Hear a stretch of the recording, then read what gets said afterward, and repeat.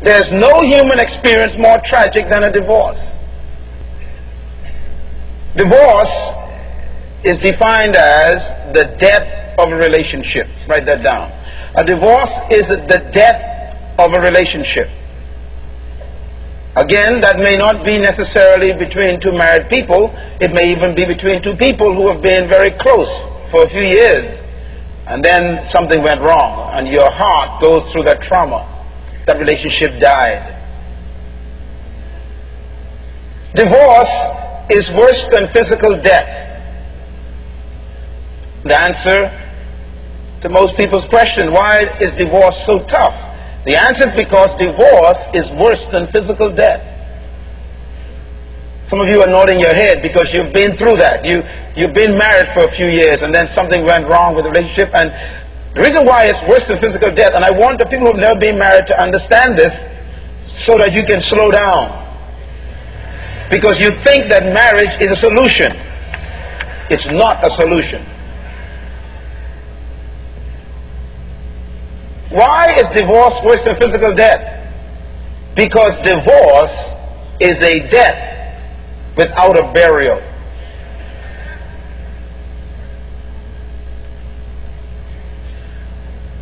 It is better for a person to die than for them to get a divorce and still be alive. Why? Because when someone dies physically, you can bring what they call closure to it.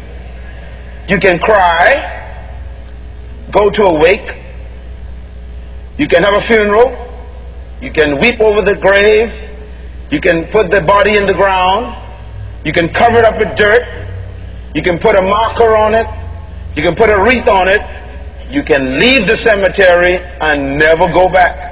It's over, and you never see them again. So you can bring closure to it. But when you get a divorce, the death of relationship, it's burial free. There's no burial involved. Because when you get a divorce, you can't put the person in a hole. I know you wish you could, but you can't. You can't put dirt on top of them. I know you think about it often. You can't put them in a cemetery and leave them forever. The problem is they keep resurrecting. In the food store, when you turn a corner. When you go to school to pick up the kids, there's the resurrection again. When it's time to pay alimony or not pay it or meet at the courtroom to get it. When you go to see the kids or to bring the kids or to exchange the kids, there's this resurrection and the pain keeps opening up. It's the worst kind of death, the death of relationships. And that's why you do not want to get a divorce. The Bible has no arrangements for divorce. God made no arrangements for divorce, none at all. So nobody wants to experience a divorce. Nobody. Now, if any of you who have never been married would like to know how horrible divorce is, I want you to find someone in this seminar who've been through a divorce and let them talk to you. I guarantee you they will talk you out of marriage. Anybody know what I'm talking about? Let me see those hands. Yes, honest. See the divorced people. It's a horrible experience. And by the way, there's no way to solve it. You are permanently damaged. Why? Because divorce is not the parting of two people, it's the ripping of two souls. Parts of you are gone forever in the other person. And that is why the Bible has no solution for divorce except the miraculous healing of the Holy Spirit.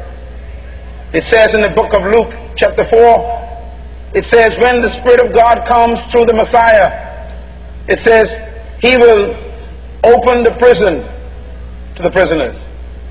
He will give sight to the blind. And then it says, He will heal the broken-hearted. In other words, the only solution to the pain of divorce is an actual healing by Jesus. A psychologist cannot help you with a divorce and the pain of it. That's why most psychologists are divorced themselves. So this conference is to prepare you and to help you not make mistakes, not deal with the danger of having to go into a relationship. Now let me just say this carefully. Divorce is impossible without marriage. Write that down, please. I know it sounds simple, but you keep missing that.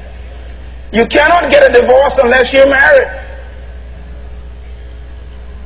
Secondly, marriage is impossible without individuals. So you need marriage to get a divorce, but you need individuals to get married.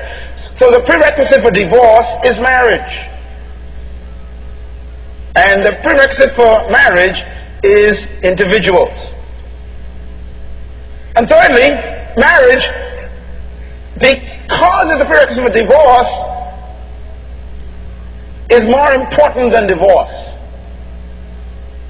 Now, if marriage is necessary for divorce, and individuals are necessary for marriage, then the most important thing in relationship is not divorce nor marriage.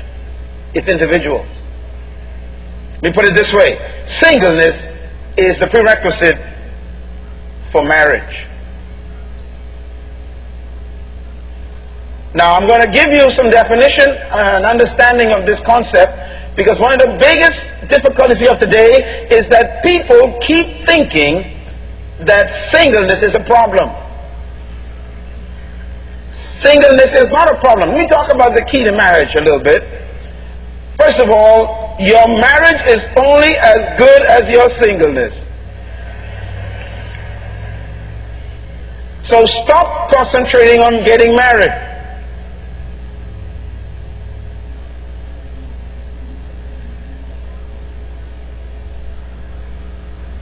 Your relationships are as good as you are, no less and no more. You bring to the marriage what you are.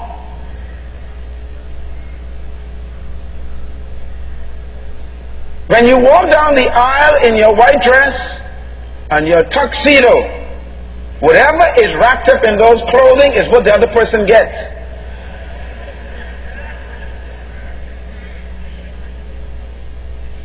Nothing happens at the altar.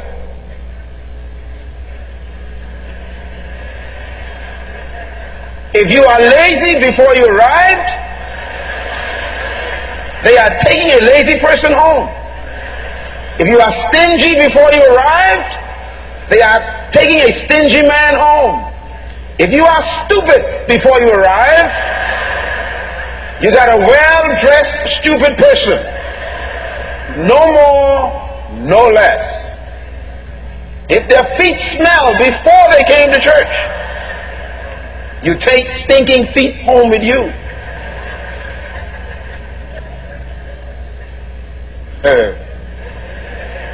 Very important.